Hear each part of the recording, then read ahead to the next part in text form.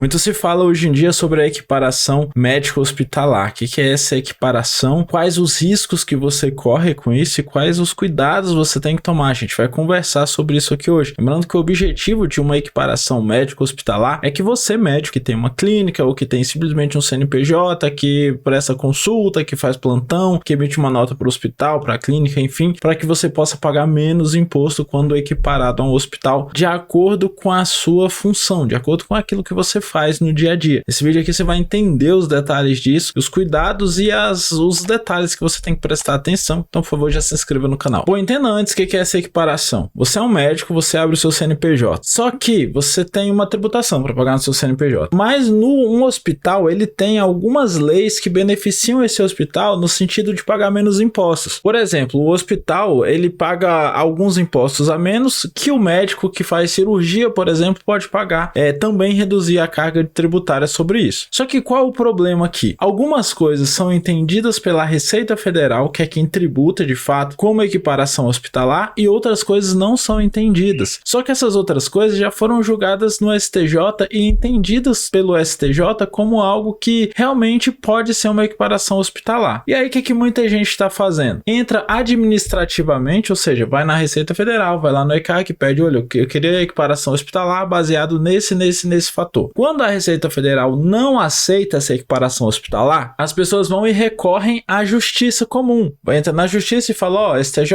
eu tenho esse fator, a Receita Federal não quer aceitar isso como equiparação hospitalar. Preciso que você obrigue a Receita Federal a aceitar isso. E aí o primeiro risco aqui é o seguinte, muitas vezes o STJ dá o ganho de causa, ou seja, ela diz, olha, você pode sim ser equiparado ao hospital baseado nesses fatores, nesses julgados, enfim. E aí a Receita Federal, mesmo sem querer, ela é obrigada a acatar isso. O seu contador vai lá, vai fazer essa equiparação e tal. Só que às vezes isso vem em forma de liminar, ou às vezes esse entendimento muda, alguma coisa pode mudar no meio do caminho. E se mudar no meio do caminho, a Receita vai ser a primeira a cobrar a diferença. Esse é o primeiro ponto que você tem que estar de olho na equiparação hospitalar. Você precisa de uma equipe de suporte técnica, que inclui contador e advogado, para que resguarde você de que, cara, aquele período que você teve a equiparação hospitalar, ele foi seu, ele acabou. Dali para frente, se mudar alguma coisa, vai mudar daqui para frente. E além do que, essas pessoas, esse contador e esse advogado, vão brigar para que isso não mude, obviamente, de forma a prejudicar você a pagar mais impostos. Então, a equiparação hospitalar, principalmente quando ela for judicial, ela precisa ter esse apoio contábil e advocatício. Outro ponto aqui da equiparação. Às vezes você vai solicitar isso administrativamente e a Receita Federal ela vai aceitar a sua solicitação. Aquele aceite, ele depende da cabeça do auditor que pegou aquilo ali. Não deveria ser assim, mas na prática é o que a gente vê. Muitas vezes a pessoa que pegou, ela entendeu por uma lei. E outro auditor que pega lá dentro, ele pode entender por outro caminho. Então, se você teve um aceite, uma posição favorável da Receita, cara, salve aquilo, imprima, sei lá,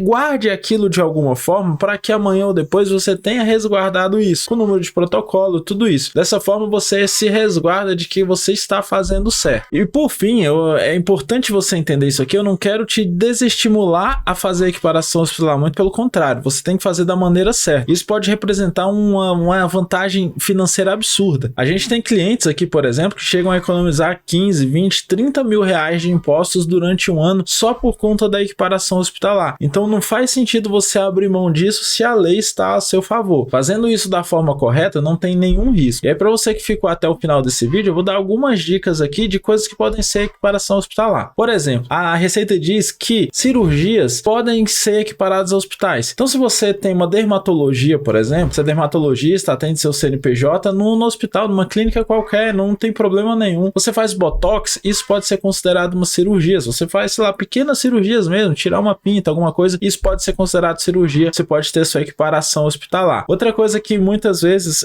não tá ali escrita na lei, mas que se equipara ao hospital, é o médico que atende em consultório, consulta simples, mas em formato de plantão. Ou seja, você é aquele médico que tá lá na madrugada dentro do hospital fazendo suas consultas de pessoas que chegam ali na emergência, enfim. Essas pessoas são equiparadas a hospitais, porque clínicas e atendimentos não emergenciais, eles não têm o caráter de plantão. A Receita Federal não entende isso, mas o STJ entende que sim. Então, tá aí, se você é um médico que presta plantão noturno, tá aí uma opção para você também conseguir a sua equiparação hospitalar e reduzir os seus impostos. Então, são várias as possibilidades. Você procura uma equipe técnica, a Blue tá aqui para te ajudar e fala, cara, eu sou médico nessa especialidade, eu faço assim, eu trabalho aqui, tem algum jeito de eu me encaixar na equiparação hospitalar? Conseguimos fazer isso administrativamente ou faremos isso judicialmente? Como funciona? Quanto eu vou ganhar de dinheiro com isso? Quanto eu vou economizar, né? Entenda isso, porque é uma oportunidade gigante, gigante mesmo. Hoje, cara, quase a totalidade dos médicos tem algum imposto que tá pagando a mais, então cuidado com isso. Qualquer dúvida, comenta aqui embaixo que eu vou te responder.